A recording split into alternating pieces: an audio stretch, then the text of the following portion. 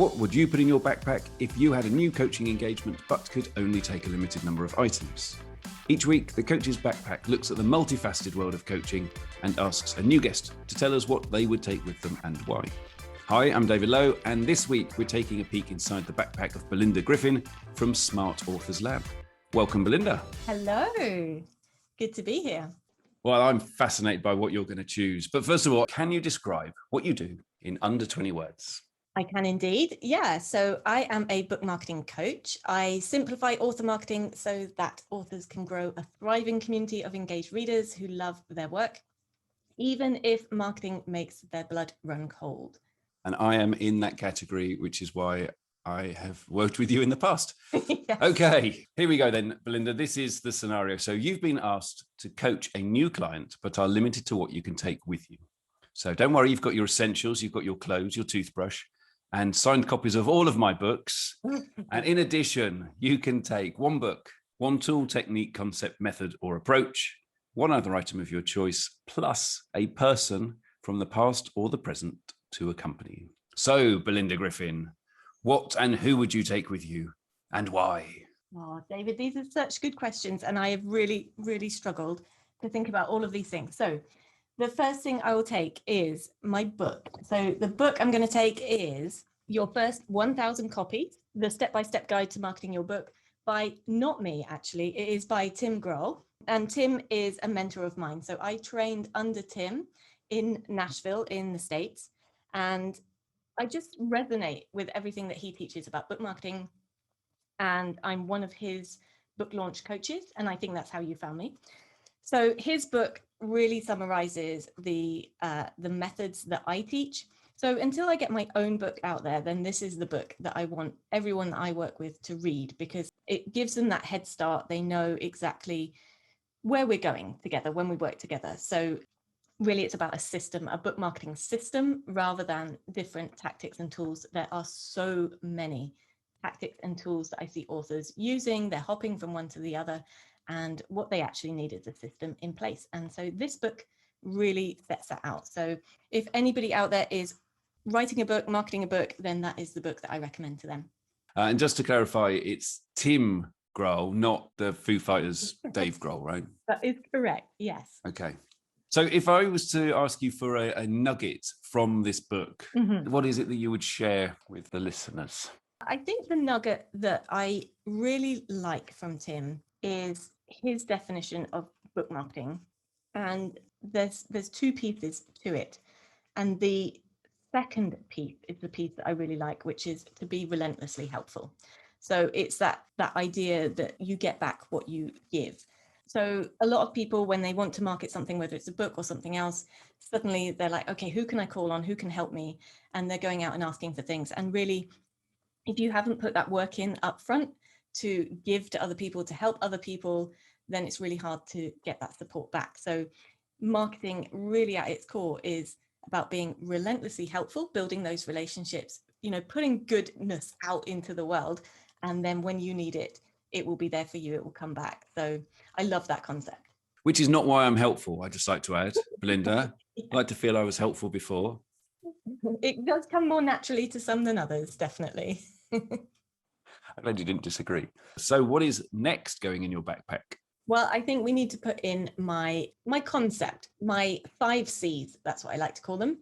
And this is the marketing system that I work with my authors on. As I say, a lot of people are using tactics. They're jumping from one thing to another. It's so unhelpful until you've got the core elements in place, which are my 5 C's. The first C is really, really important. It's the most important one, and it stands for customer. And really, when I'm working with authors, it's actually target reader, but that doesn't start with C, so I had to change it to customer. But this system does work for everybody, like any kind of online business, probably offline business as well. Customer is key. Who is it you're trying to reach? Who are you marketing to? Who you're trying to sell something to? If you don't know that, then everything else just kind of falls apart. So customer is the first thing, figuring out who it is that you're trying to reach. And then after that, we have connection. So how are you going to get in front of that customer? How are you going to find them? And connection really is about working with other people to help you get in front of that target customer. So that might be going on somebody else's podcast or going on somebody else's blog. Get in front of their audience so that you can work with them. Maybe they will be interested in what you do, buy what you sell. That's connection. After that, we have contact.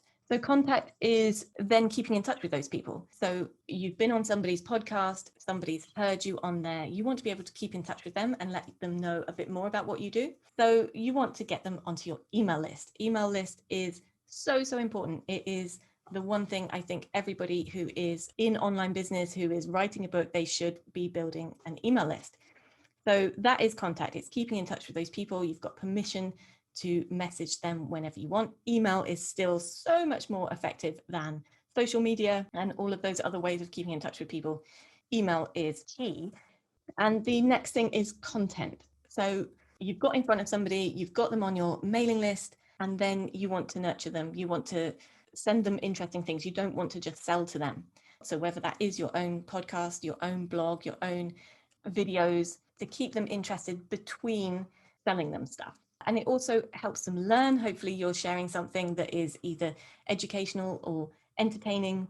That is your content. And then you have finally community. So once you have put all of that work in, all of that effort to get in front of your target reader, your customer, you've nurtured them, you are putting out great content, eventually you will grow a community. And by community, that is people that are engaging with you. So they're replying to your emails, they are engaging with you on social media. Hopefully they're telling their network, their contacts, their friends about what you do as well. And they may even be talking to each other. That's when you really know that you're doing something right, because you're growing that community. And once you've got that community, they will support you. If you're bringing out a new book, they're going to be the ones that are there buying it as soon as it's on sale. Really important. And that's what, when I'm working with authors, that is what we're working towards. We have lots of different coaches come on here, and the amount of direction they give varies. I'm going to say, having worked with you, that you give a lot of direction. And this is not just authors, though. Yes, absolutely. These 5 C's, they do work for all sorts of online businesses. It's the same process that I follow for my business. But the difference with working with authors is they're very often not coming from an online business mindset. They don't realize or think that they're trying to grow some kind of online audience and community. That's not their starting point. They just want to sell a few more books. And especially my fiction authors, they can be very introverted and they're really worried about putting themselves out there. So this is a huge mindset shift, this whole concept of putting yourself out there and growing this community. So yes, I do really walk people through it, because although a lot of this information, there's a lot of business coaches out there that could teach the same kind of ideas. My authors aren't ready for that. They don't realize that's what they need. So we look at it as though we're going to sell more books, but actually they're getting a whole business education, really, an online business education. So yeah, I'm quite proud of that, to be honest. Well, and it is a specific niche. You're an expert in, for example, how to do stuff on KDP to sell it through Amazon and other stuff like that, right? And you still, even though you've taught me loads of these things, and so I could go off and do lots of this stuff myself, never going to do that. Yeah. But for example, you still know which categories to put a book in and can work it out, whereas I don't have that knowledge. Yeah, there's a lot of moving parts with a book launch, and some of it's technical, some of it's just tedious, I guess. Lots of tedious bits of information you need to think about, which for any person to think about on their own is too much. I think everyone can benefit from having someone else supporting them, reminding them, actually, have you thought about this? Have you thought about that? And helping them get the stuff done.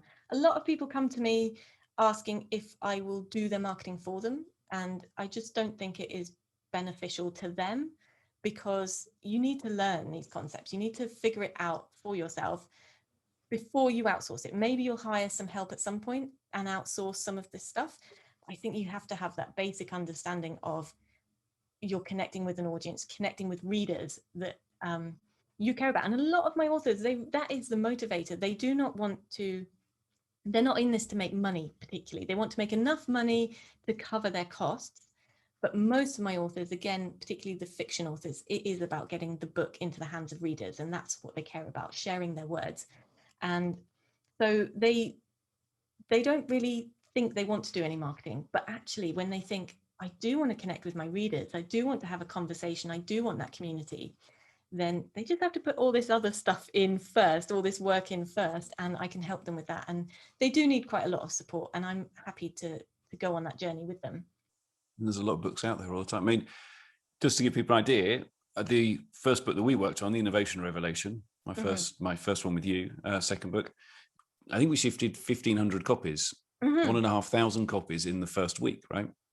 Yes, we did. You did very, and I would never have done that if I hadn't worked with you. So there we go. There's a public thank you, Belinda. Thank you. Okay, look, before I get all gushy, let's move on. So what else are you going to put in your backpack? I have a person that I would like to take with me, perhaps not physically in the backpack, and that is actually Eddie Izzard. So Eddie Izzard is a comedian, for those that don't know, and I have been a big fan of Eddie since I was about probably 14. And I hate this question, just backing up a little bit. So when you told me that I need to think of a person to take, I hate that question. It's like, who would you have at a dinner party question? And I can never think of anyone. I feel like I don't know many important people, like even like be aware of. And people say profound names, Nelson Mandela and all of these things. And I can never think of anyone. Never heard of him. Who's Nelson Mandela? I mean, I've heard of Eddie Izzard. But I was really thinking about this question, like who would I take? And would it be somebody funny? Would it be somebody really intelligent? Would it be, you know, all of these things? And I thought, well, to be honest, Eddie is all of these things. She is very intelligent. She has a lot of a really interesting life story, actually, and is funny. And I think having someone funny with you is really, really important. I mean, Eddie Izzard is a legend. So Eddie Izzard, if people don't, I can't believe there's anyone on this planet who doesn't know Eddie Izzard is, but Eddie Izzard was it 26 ultra marathons or something absolutely ridiculous, or a marathon every day for a month or something? Yes, and I think she's done it more than once. I think that kind of challenge has sort of taken on a new life of its own. I can't remember exactly what the numbers are, but it is insane. And I do admire people that push themselves in that way. I can never quite get my head around why or how they do these things. But I think it's incredible. I believe she did them during lockdowns as well, I think on a treadmill, I think. And I just think I could not be motivated to do that. I think it is incredible. But I think presumably raising money, and I really admire that. Yeah, just so many things to love about Eddie, and has made me laugh for very, very many years. Favorite sketch? Oh, so many. I know, this is a bit like asking you to choose a person all over again. Rather than sketches, it's more the phrases. So there's always things like covered in bees, and they're things that I would say to my best friend at uni. We used to watch Eddie together, and just ran at any point now we could just call each other up and just say one of these phrases, and we'd know what we're talking about, and it would make us laugh. So not a sketch as such, but just all those little phrases that now sort of disappear from my mind. Which doesn't help people if they want to look up Eddie Izzard. So I'm going to throw in Darth Vader in the canteen of the Death Star. That's a good starting place, right? Yes, it is. Yes, love that one. So I'm going to set you a challenge, Belinda. Okay, let me write it down. Your challenge is send me a link to a YouTube video of Eddie Izzard that people can start off with, and we'll put it in the newsletter. Perfect. That gives me some time to think about which is my favorite, and then I can set. Well, and it gives you an excuse to just watch loads of Eddie Izzard on YouTube. So sorry, clients of Belinda, but you aren't going to get anything from her for the next couple of days. Yes. Yeah. What's the final item you're going to put in the backpack? The final item I'm going to put in my backpack is not particularly helpful to this imaginary client, but I think it would be helpful because everybody needs to lighten the mood and have cuddles. And so that would be my new puppy, Dexter. Yeah. Dexter would be coming with me. And I just think wherever you are, whether you like dogs, cats, or lizards, I think no one can resist puppy cuddles. So if you're coaching a client, there's always those dark moments where a puppy can help. So that is who is coming with me. You can't cuddle a lizard, surely. Why did you mention lizards? Who's got a lizard? I don't know. I just didn't want to put everybody into dog and cat categories. I'm sure there's others. Dexter is super cute. What is Dexter? He is a cavapoo. Well, I've already got a photo of you cuddling Dexter, so I shall again add that into the newsletter. Anyone who's not signed up to the newsletter, you're missing so much. Belinda, your backpack is packed. You've got your book, you've got your tool technique, etc. You've got your person and your item, your dog. Sometimes people help us pack our backpack, and sometimes things go in our backpack that we might not want there. So if there was one thing that you'd want to make sure is not in that backpack, what would it be? That is such a good question. So I think what it would be is resistance to trying things. My best authors, my best clients are people who will say that they're afraid of doing something, or they don't think something will work, or they don't like the idea of it, but they'll try it anyway because I have suggested it and they trust me and they're going to try it anyway. Because the worst thing is working with people who keep coming up with those, that won't work for me because, and really we need to shift it to, how can I make this work for me? So it is that phrase, I guess, that won't work for me, is what I don't want to go in the backpack. And while we're on the subject of best clients, could you think and name your best client who, no, let's move on. Okay, right. So you are all packed, you're all ready to go. You've made sure that limiting belief isn't in the backpack. One final question, Belinda, where are you hoping that you are or are not going on this imaginary gig? I really would like to be continuing on the journey that I'm on now. I want to be working with more authors. I absolutely love what I do. I love working one-to-one. So I do have online programs as well. I do some group coaching, but working one-on-one with an author is so rewarding, and moving them from that, I can't, this won't work for me, to I blooming did it.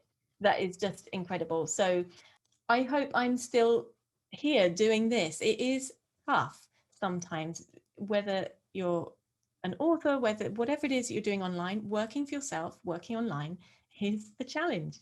And sometimes you think, I might have to go back to an office. I do not want to do that. So I hope that I'm still just carrying on doing what I'm doing and still loving it. While I'm loving it, I'm going to keep doing it. Marvelous. And in case anyone's wondering, your clients are all over the globe, because we have people listening to this from all over the globe. So they can contact you from anywhere, right? You work different time zones according to their need, right? Absolutely. Yes. Probably 80% of my client base is in the US. So I always love working with people internationally. I usually ask them, one of the first questions is, where are you based? Because I kind of like putting people on a map and going, I've now spoken to people here, here, and here. And that's really fun. I think it's something that we just could not have imagined 10, 20, however many years ago, that we could do this, that we could work online, that we could work as coaches on something like Zoom with people all around the world and make a difference. So yeah, absolutely. Wherever you are, I'm here for you. And if people would like to contact you or find out more, where can they go? So you can find me on my website. It is smartauthorsLab.com. And you can also find me on YouTube. It's youtube.com/Belinda K Griffin. And you can also get a free guide to growing your author platform. So if anybody out there is interested in growing an author platform, if they have a book, then you can grab my free guide, 7 Steps to Growing Your Author Platform, which is at smartauthorsLab.com/7 steps. Cool. And let's face it, everybody does have a book. I don't know how many times I speak to people and they go, oh, I've got a book. I've got a book in my head. Got a book in my head. Well, let me tell you, people, writing the book is half the job. The other half of the job is then getting it out. And Belinda is the person to go to if you need that help. So Belinda Griffin, thank you very much for joining us on The Coach's Backpack. You're welcome. It's been a pleasure to be here. Thank you. And thank you for joining us on this episode of The Coach's Backpack. If you would like extra goodies such as free tools, offers, further info about our guests, and maybe even the odd peek inside their actual backpack, as well as pictures of Belinda and Dexter, sign up to our mailing list at thecoachesbackpack.com. And don't forget to follow the podcast too. See you soon.